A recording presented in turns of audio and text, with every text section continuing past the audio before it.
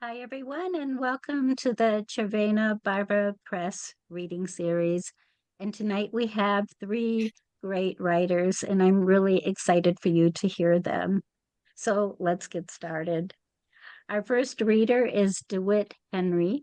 His books include Restless for Words Poems by Finishing Line Press, Trim Reckoning Poems in a U.S. edition of Foundlings, both from Perennial Spring Press, which also published Longings, Long Poems in fall 2024.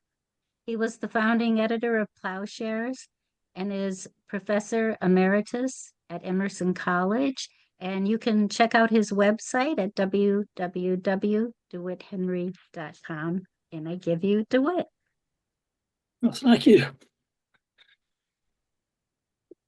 I thought I'd start by clarifying the title of my third book, Trim Reckonings. I don't expect everybody to be super saturated in Shakespeare, but that was my job for many years. And you just have to take it with my persona that I refer to various Shakespearean things as much as Forrest Gump to the chocolates. So Trim Reckonings is a quote from Henry IV, Part 1, which stars the loafer, drunkard, fallen aristocrat, lover of life, Falstaff. And one of the really salient moments in the play for me was when he proclaims that honor is just a word. What is honor? A word. What is that word, honor? What is that honor? Air. A trim reckoning. What's scary about that to me is that what isn't just a word, and perhaps it's a vitalist and a drunkard. Falstaff is saying that there is no reason, nothing you can name that creates the meaning of a life or is worth dying for. Obviously, I don't believe that. So in that spirit of words are multivariate. I'm starting this book with a little bit of family background that's personal and centers around objects and what I also call scars. So his first poem is called Medallion.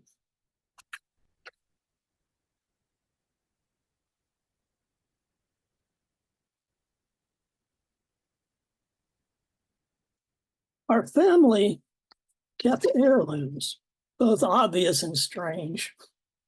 Coconut pirate heads with bandanas and wooden daggers in their teeth. A polar bearskin rug, a collapsible top hat.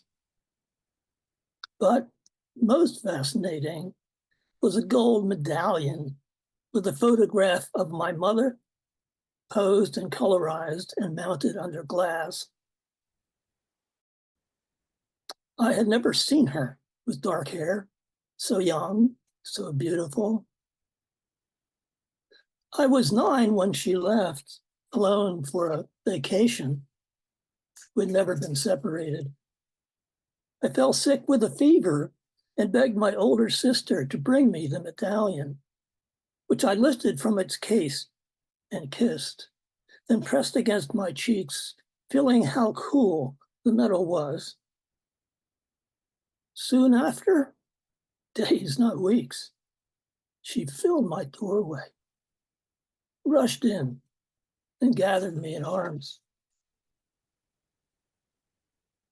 For my mother, The medallion had been an artifact of vanity, taken before the births of my brothers and sister, before my father's drink and adultery, before her own broken dreams. During her absence, she had decided to stay with the marriage, she explained. I was the writer, home from college. I'd begun researching our family story and asked to see the medallion. My sister, in her mid-80s, divorced, house-ridden, and a continent away, remains the medallion's keeper for her daughters and grandsons.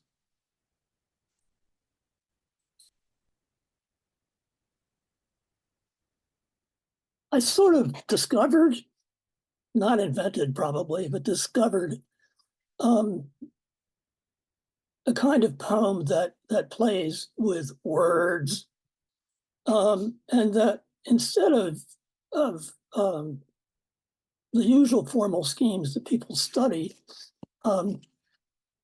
is shaped by wit and free association. And I guess that part of that attempt is to recreate the potential for meaning. So this one's called On Charm. In manners, grace, and accent, such as Southern charm. Come again, y'all. Or Irish, sure on top of the morning to you. English, charmed, I'm sure. Enchanté, French. Mucho gusto, Spanish. Greeks bearing gifts. Or in magic. She led a charmed life as if a St. Christopher dangled from her rear view. Charm bracelets, rabbit feet. Behold the snake charmer. Music hath charms to soothe the savage beast, to soften rocks or bend a knotted oak, wrote William Congreve. Charms can be malicious too. Siren songs, voodoo dolls, staked, slaughtered chickens, poisoned apples, Scottish witches with their stew. Bodegas offer supplies, both for curse and remedy. Wizards battle spell against spell. Prince Charming's kiss awakens sleeping beauty. Alfred Kazin dissed J.D. Salinger for relying more on charm than vision, for being consciously appealing and consciously clever with his glasses, as if nostalgia for innocence could save a fallen world.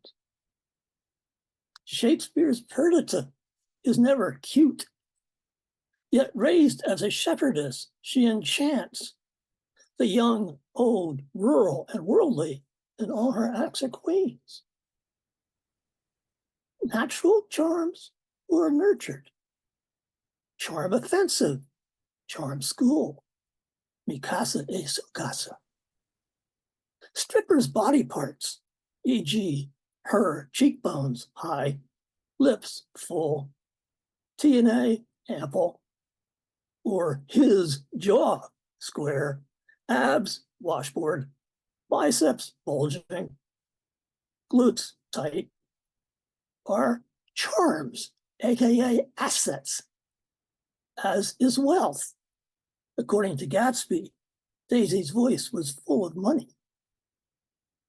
Yet, charm lacks glamour's power, suggests diversions and appeals more modest and stunning. For poems themselves, as charms, see Old English against whens. Shrivel as the coal upon the hearth, shrink as the muck in the stream. Spencer's epithalamium, in lieu of many ornaments, Frost's momentary stay.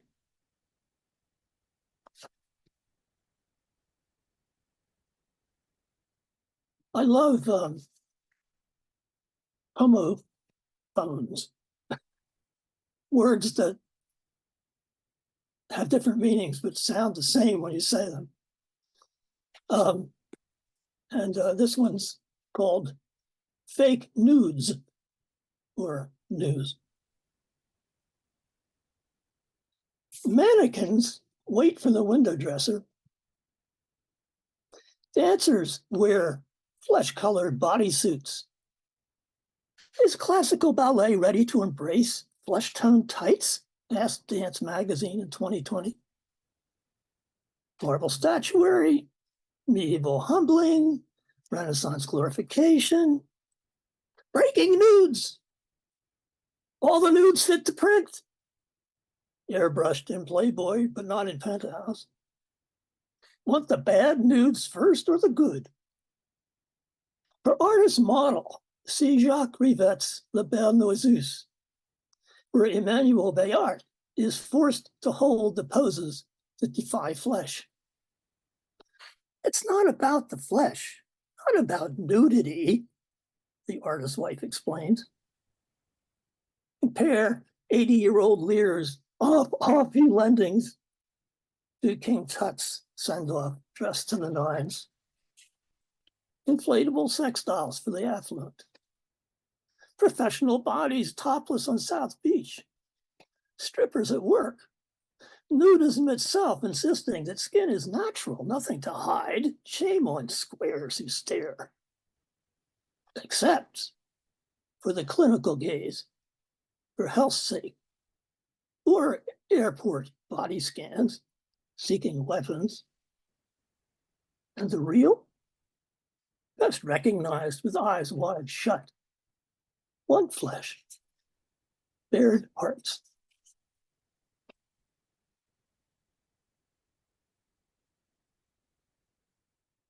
This next one is called On Comparison.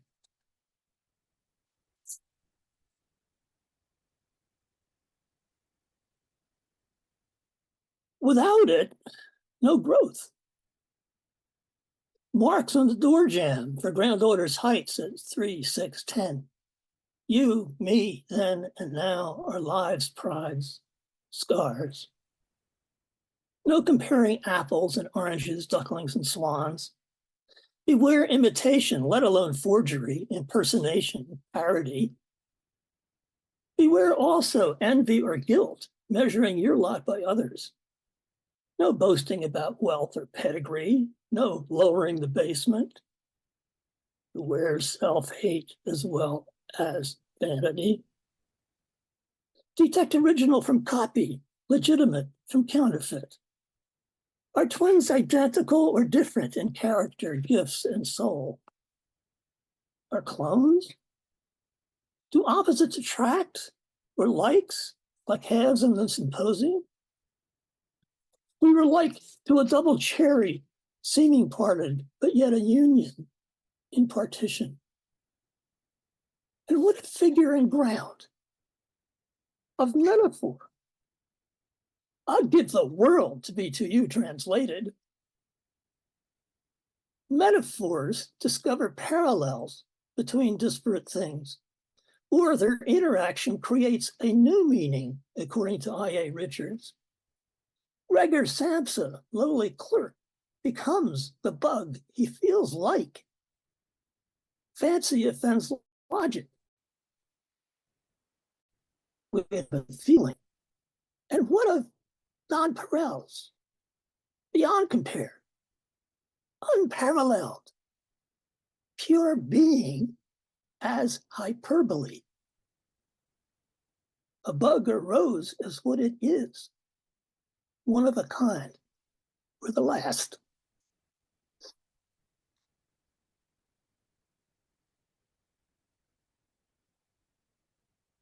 I'll close with a longer poem called Awakenings.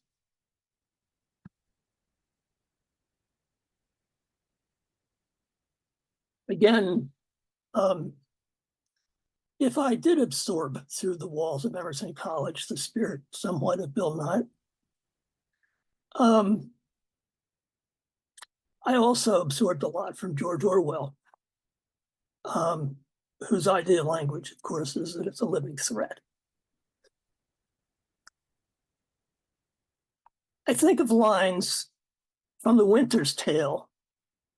They looked as they had heard of a world ransomed or one destroyed. For days, weeks, months, I've followed TV news of Russia's invasion of Ukraine. Ukrainians share our consumerism. Western apartment complexes, brand stores, cars, familiar winter hats, coats, and boots, pets, loved but silly-looking dogs, bundled babies, strollers, backpacks, and rolling suitcases. Kyiv could be Boston. Doomsday is conceivable. The blasphemies revisited. From my 1940s childhood, I remember ration stamps, victory gardens, sirens. My father enforced blackouts as an air raid warden. My brother's military play, newsreels at the movies. And then in Cold War 50s, the elementary school drills, crouched in a basement lunchroom, the civil defense canisters of cheese stacked along walls. At home, I worried about Venetian blinds blowing like razors across my bed and imagined the steady air raid signal first, then the flash over Philadelphia and having 10 seconds to prepare for the shockwave. Now overlays, never again. All history is a palimpsest, scraped clean and reinscribed, thinks Orwell's big brother. Mutual assured destruction, industrial military complex, doomsday clock, domino theory, Korea, Bay of Pigs, Vietnam, Bosnia, Syria, Israel's Iron Dome, non-proliferation treaties, all scraped clean. We sit, deliberate, and watch as our nation and NATO send only defensive weapons for fear of Putin's nuclear threats. Invasion turns to genocide. Mariupol is leveled like Dresden, Hiroshima, or Nagasaki. Our eyes blur. My electrician neighbor comes and goes with his MAGA hat and backyard flag flapping, "Fuck Biden." His house is his bunker. In her BU dorm, 10 miles away, our 18-year-old granddaughter works on an essay for her humanities class, comparing Job's deity to those of Homer. Where is justice? Her mother, our daughter, lives up our street and readies a gallery show of her works protesting racism. My son and his wife sleep late as they visit from Hoboken. Downstairs, my wife makes our daughter breakfast, makes their daughter breakfast. More than toddling now, she brings us energy, speech, and curiosity, explores our house for treasures, captures territory, conquers hearts.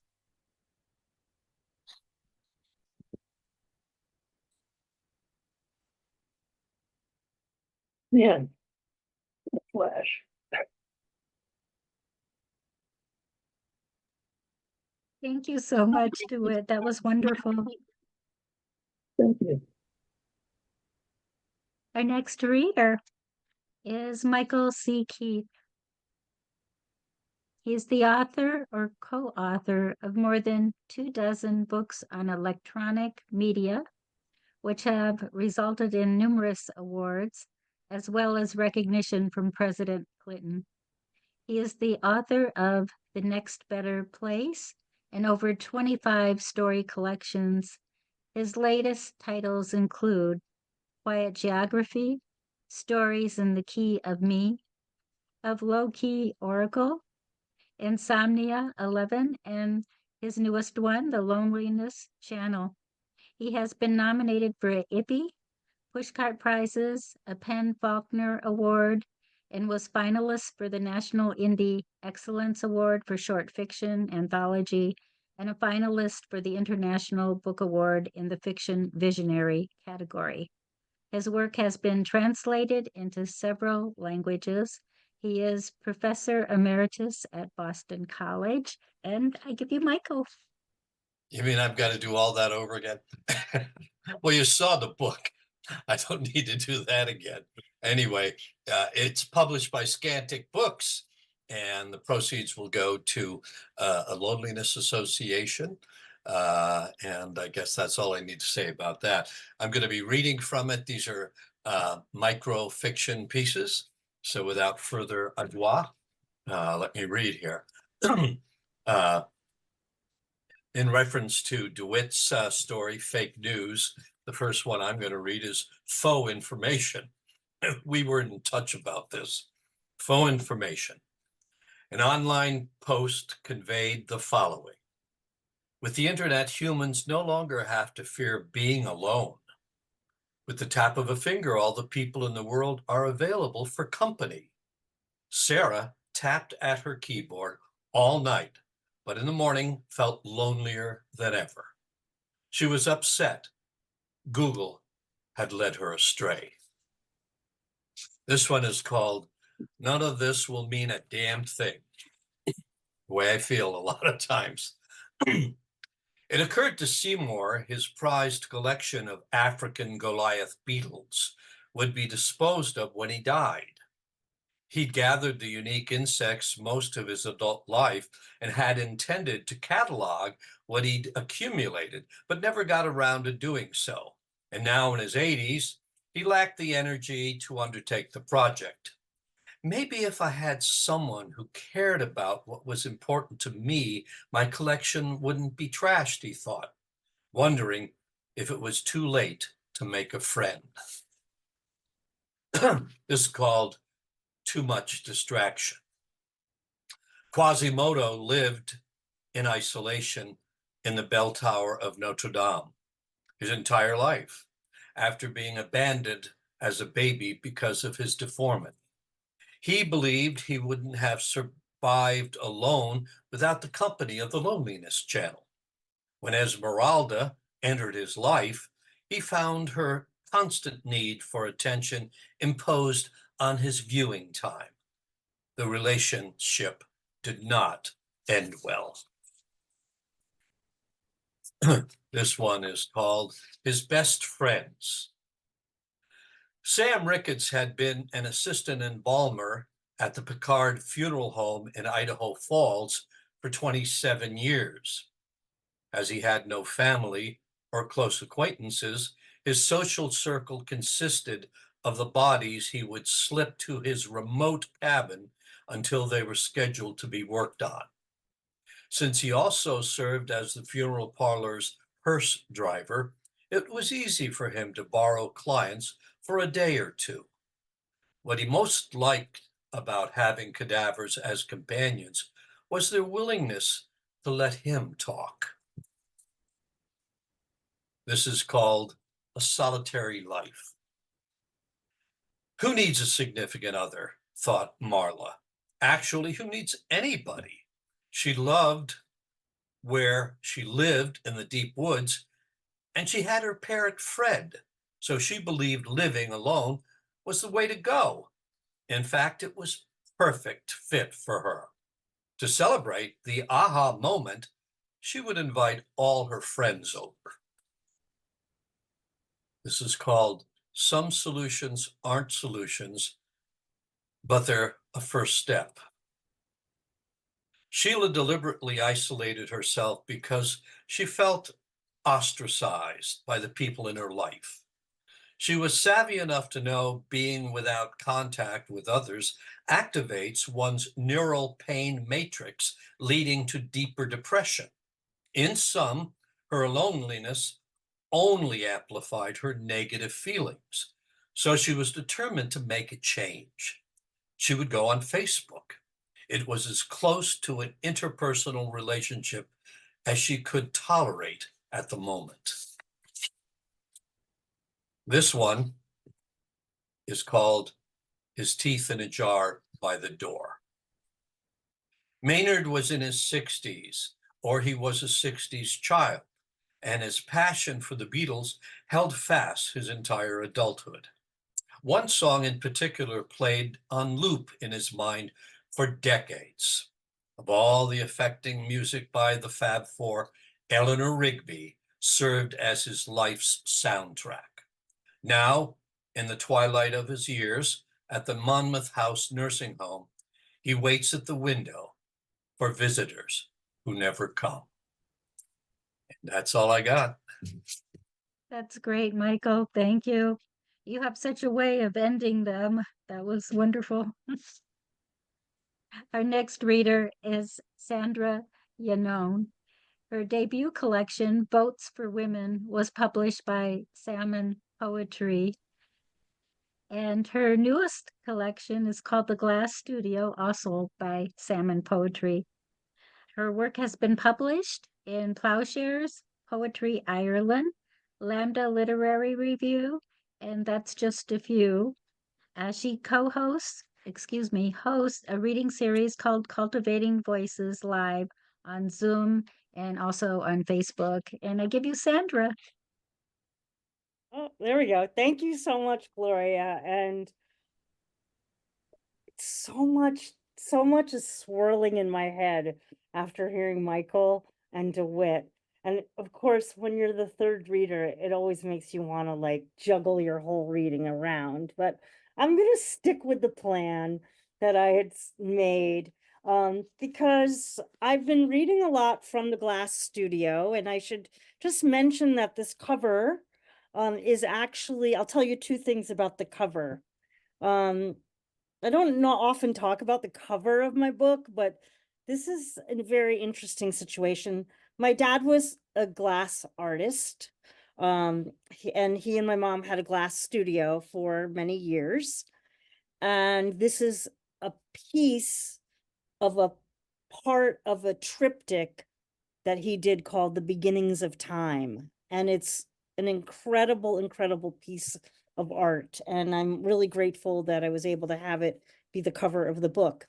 The font of the book, and I'm not going to read this poem, but if there's ever a trivia question, I want you to know, there's a font called Calligraphia with a K.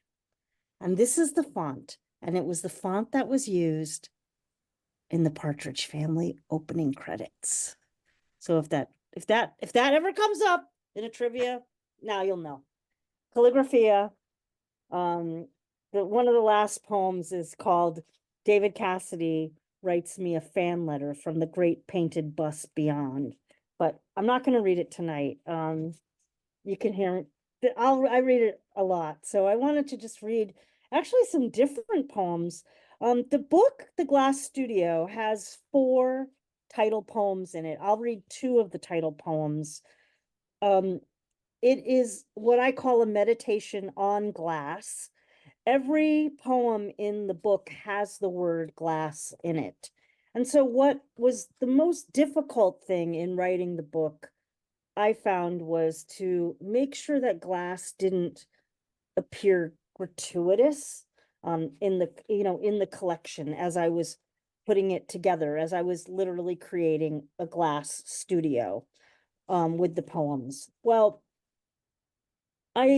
because it's March, I thought I'd start out with a poem that I wrote in March 2020. I got stranded in the pandemic in Missoula, Montana, of all places. And one of the things I had done as we had planned, a friend and I had planned to go to Missoula for our spring break. We were both faculty members at a college out west. And whenever I do that, I always bring a few books with me. And I had brought 31 Letters and 13 Dreams by Richard Hugo, a book I absolutely adore and I have since I was in college. Well, little did I know we were going to end up stranded in Missoula for 6 weeks because we couldn't go back to Washington because of the pandemic. So what we would do on Saturdays as a break from the maniacal pivot I had to make to Zoom as a faculty member was we would drive to the towns that were in Richard Hugo's book. And this is the poem that I wrote on the day I went to Phillipsburg. So it is an homage. He has a very famous poem about degrees of gray in Phillipsburg. Well, this is degrees of isolation in Phillipsburg after Richard Hugo.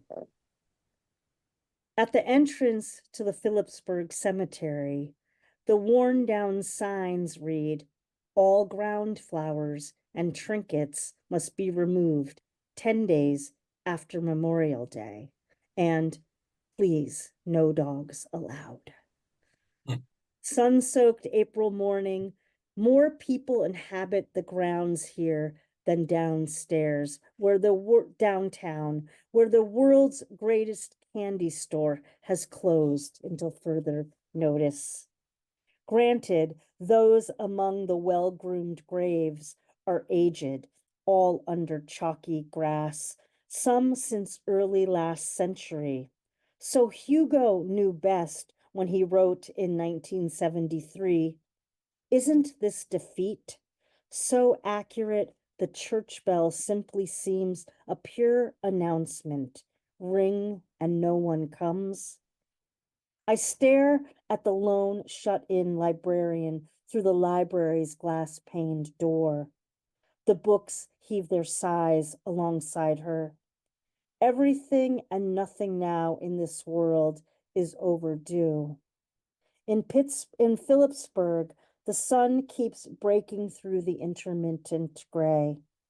Hugo understood this because he stood here once, writing all the populated desolation down. But today, there's few here to notice, except the despondent bar owner keeping his social distance, grumbling to a patron turned friend about the governor and his stay-at-home order. The barkeeps built a decent business at convincing people not to drink at home alone. Now that's in jeopardy. At least Sherry's Pies is still selling homemade pastries and biscuits and gravy for takeout, although no one is biting today. With nothing open except the big sky above us, we might as well head back to Missoula and leave Phillipsburg alone. But if I die here in Montana, far, far from my hometown Atlantic's blue swells, please bury me here in Phillipsburg with plenty of glass trinkets. Well, I'm going to read the first of the 4 title poems, which was not the first of the 4 title poems written. I didn't know I was going to have multiple title poems until actually rather late in the process, and I'm very glad that it happened this way. And this one happens to take place mostly in Ireland. And I'm going to be going there next month to do readings there, which is very exciting. I haven't been for 5 years. My publisher, Salmon Poetry, is based in Ireland. I've been participating in a group of women writers at a retreat once a year called Poets on the Coast. The co-founders of that are Susan Rich and Kelly Russell Agadan. And one of the prompts was to write a poem that just had a word that repeated all throughout the poem, a really obsessive act. It's making me think a little bit about, DeWitt's turning charm on its head. Many, many, many, many, many, many turns of like the kaleidoscope of charm. So this is what I tried to do with the word copper, and this is the glass studio. In the copper room in Limerick, on what should be called Copper Road, the low copper ceiling is held up by copper walls. They sing me their copper songs whenever I can be within them under copper ground. Last visit, Edward and I drank pint after coppery pint of treaty ale, so many coppery pints that we began to see our reflections in our makeshift hall of copper mirrors. Another night, another friend told me about her cancer, but didn't use that word, choosing instead to call it something more shimmery or burnished like copper. While the candles amplified their messages against the copper walls, the copper room always feels familiar, like the press of copper foil between my fingers that I used to wrap pieces of hand-cut glass in my father's stained glass studio as a girl. Every now and then, the copper foil would slice through my unsuspecting skin. My blood would ooze like a copper river until someone would bandage me, the blood drying to an even deeper copper hue. Every lamp in the studio was made this way. Copper foil, silver solder, a toxic elixir of patina that muted the shine. People would buy their lamps to hang in their copper kitchens near their copper pans, but few knew the process to make each lamp as I did. Few knew that copper lay buried beneath the skin of the solder's seams, or of all that blood turned copper that went into the making of their coppery light. And if you look behind me over my shoulder, you can actually see one of my dad's lamps lit. I can't say whether there is blood under the copper, but well, if we want it to be macabre, we'll think about it that way. Well, I'm gonna shift to, when DeWitt was reading about, I really was very charmed by the poem about charm. I loved it. It really made me think about a sestina, the form sestina, where there's that just repetitive, obsessive, let's turn words on their heads over and over again. And I have someone told me, you have 4 sestinas in your book, you know that, don't you? And I was like, well, first of all, I didn't know that that was alarming or anything like that. But no, I actually didn't. I knew I had written a few, but I didn't realize I had 4. So this is one of them. And I am not, this poem is dedicated to Rachel Corey, and it's a story about, she was a student at Evergreen State College where I was on the faculty, and she was killed in Rafah in 2003. So it's the 21st anniversary this March. And so I wanted to read this poem.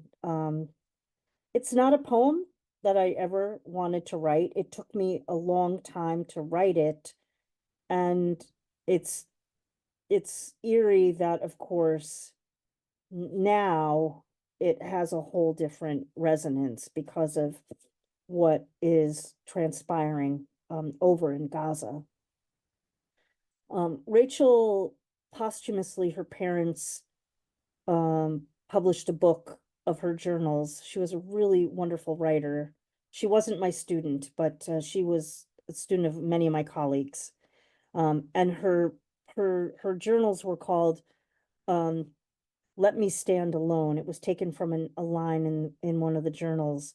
And Adrian Rich blurbed the book posthumous of Rachel's posthumous book, actually. So the title of my book takes from that and says, "Let no one stand alone." For Rachel Corey, 1979 to 2003. The day I reconnected with evil again, driving south on I-5 to escape my own mini-series of headlines in Bellingham, the news from Rafa broke, horrific, like all history emerging, that she had died, clutching fistfuls of dirt that day when she stood her ground alone. Bulldozer, an American college girl, a standoff, March 16th, 2003, an NPR reporting that evil had prevailed in not so many spoken words. Outside of Everett, I clutched the steering wheel and the story's every word harder than a car owner should, my knuckles turning whiter than history recorded. Each mile driven, bringing news of worse news as Western Washington blurred by. A Caterpillar D9R, now news, conflicting reports, as the bulldozer operator keeps standing by his story that he never saw her. Like all of history buried, a corpse shouldering its dirty shot glasses of evil, like everything that history swallows and disowns to keep its truth underground, soiled. All these clutch plays for convenient blindness, the way a small girl might clutch a stolen chocolate bar in her not so naive fist. The news that Sunday afternoon so disorienting that I couldn't own it over all these years. And for days after, everyone I knew stood shell-shocked on the campus bricks, mourning that something so evil could befall an Olympia family community in spring. We became history, unforgettable, tethered in those distorted, budding days. And history would repeat weeks later when a friend, originally from Belfast, clutched his chair's armrests like the side of a lifeboat to survive evil's swells just hours after speaking at her memorial, trying to keep the 80s news from Belfast at bay so as not to confuse everything he stood for from everything crumbling beneath Rachel's own sure feet. But he couldn't distinguish his own grief over losing Bobby Sands' sister, whom he loved, from the new history still fresh in his mind, like butchered meat. He couldn't stand anything now resembling the girlish present, and clutching his mug handle, I witnessed a man unraveled by more than news, while we drank strong Irish tea, his heart having been evil's good next-door neighbor for far too long. He stood up alone, clutching his own singular history, weeping, wishing like me that Rachel had made her story farther away from the news and from that man-made blade of evil. Thank you. Well, it's really interesting when I think about the sestinas that I write tend to be about things that I wish I never had to write about.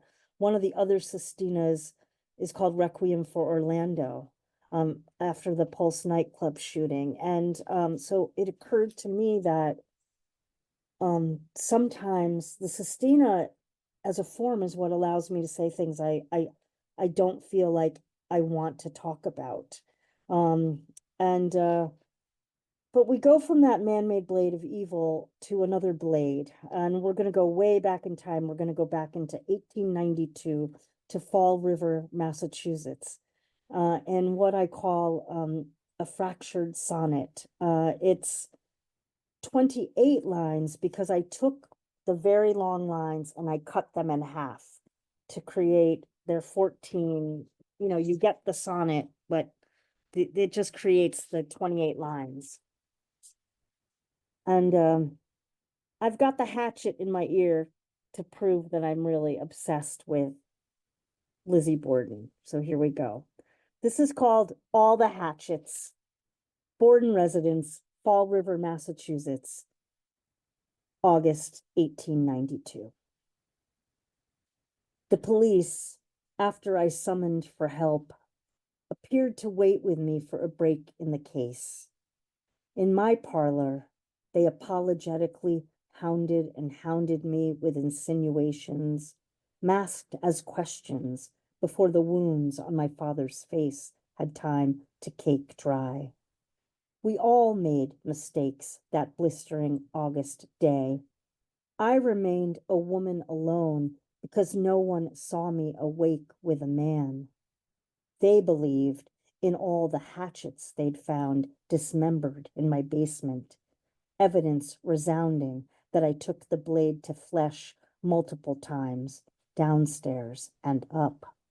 I could not debate their suppositions any more than my deflated muscles could release their powers to a blunt instrument. I ask what you might have accomplished in those implausible hours, with all the words in your mouth, a confession of gravel you wished to spit to the planked parlor floor, your creased forehead unraveling its worry in the mirror's glass. What would you do to ignite your innocence if from the couch in the other room your father's one good dead eye continued its duress? Oh, man, Lizzie Borden, wow. I wrote that poem on a dare. I had another friend Tara Hardy, who wrote a poem about Lizzie Borden, and I was like, oh, how'd you do that? She's like, you can do it. And I was like, no, I can't. And she's like, I dare you to write a poem about Lizzie Borden. So sometimes that's what happens in poetry, I guess. I'm gonna read just two more poems. And this is the other title poem. This was the original Glass Studio title poem. And I thought it would be the only one. And then, as I said, things changed and it became more prismatic and decided to have four, but this was the first one that was written. The Glass Studio.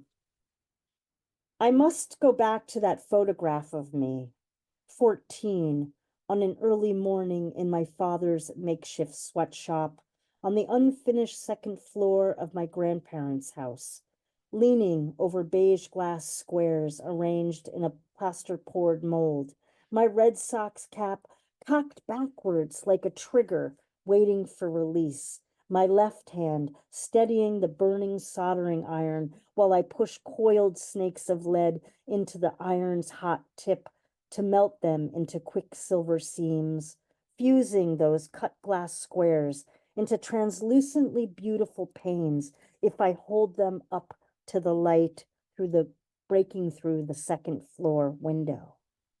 I sweat through this labor. I breathe in the noxious fumes. I wear no protective mask. My hot pink lungs slow burn towards death.